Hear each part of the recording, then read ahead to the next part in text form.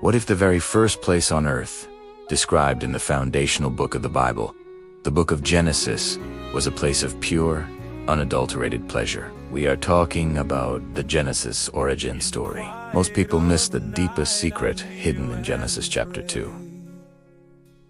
This changes everything about how you read Genesis. When you think of the beginning, you think of Genesis. You picture Adam and Eve. You picture the Garden of Eden. The garden is central to the entire narrative of Genesis. But why is it called Eden? Is it just a geographical location? The answer, friends, is hidden in the Hebrew roots of the book of Genesis. The first major curiosity of Genesis is found right here. Let's go back to the source text of Genesis. The Hebrew word for Eden is Enen, and that word, in its simplest, most powerful translation, means delight or pleasure. Not a place of toil, not a place of effort, but the garden of delight. The place God first put humanity, according to Genesis, was designed for joy. This fact is absolutely core to understanding Genesis. This realization about Genesis is a game I have to know right now. Did you read Genesis and truly know this fact? Comment delight below. If this secret from Genesis just blew your mind, hit that like button if you want more hidden truths from Genesis. The NIV translation of Genesis 2-8 says, "Now the Lord God had planted a garden in the east, in Eden, and there he put the man he had formed." The very geography of Genesis is named after God's joy. And Genesis 2:10 mentions a river flowing from Eden to water the garden. The Genesis text is clear. This was a place where pleasure was literally the source. The environment itself, as described in Genesis, was infused with God's pure delight. The study of Genesis confirms this. Why does Genesis emphasize this so strongly? Because the book of Genesis is not just history, it is theology. Genesis tells us that God's original intention for us was not misery, but to share in his perfect joy.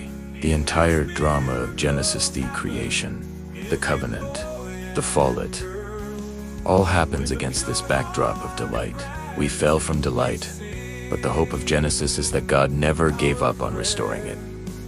This is a profound message from Genesis. We're spending time in Genesis together, and I want to hear from you. Question for you, a student of Genesis. If God designed a life of delight for you today, what would that look like? Comment below with one word that describes your personal Eden today. Let's share a hope right here in the comment section about Genesis. The tragedy of Genesis chapter 3 is that Adam and Eve forfeited this original delight.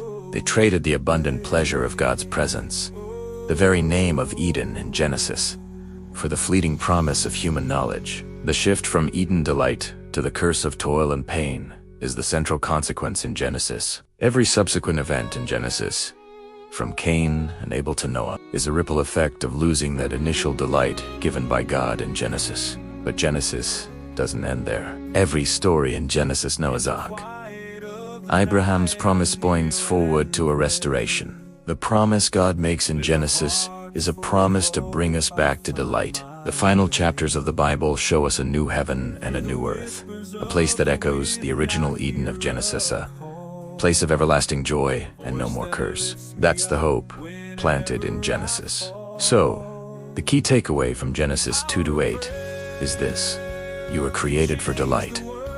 Do not settle for less. The God of Genesis is a God of pleasure, not superficial, but deep, relational pleasure. Remember that the very first place in the history of Genesis was called delight.